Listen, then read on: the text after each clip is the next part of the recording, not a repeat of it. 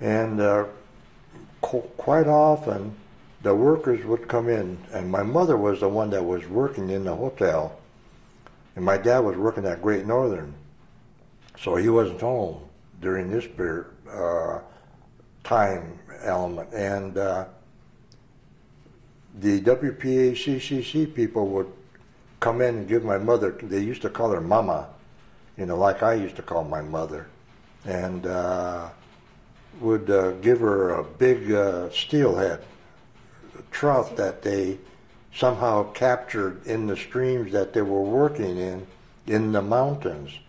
And I remember several instances where the steelhead were, it seems to me they were, you know, in 8, 10, 12-pound range, large trout. And naturally we ate it, you know, they were good enough to remember my mother, and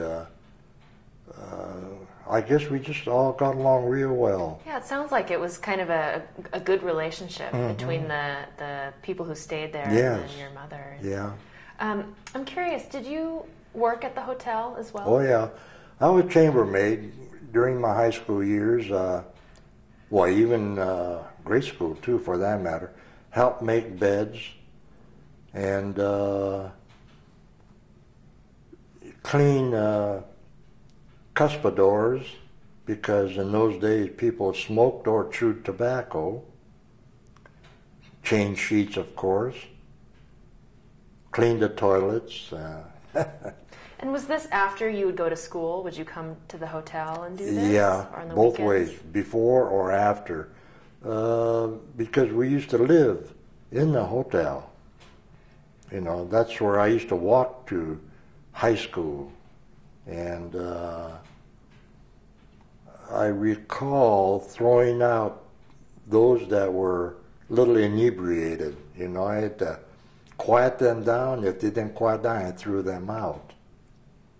So my mother would wake up the next morning and look at the records and see how much money was taken in during the night, which I was night clerk at times.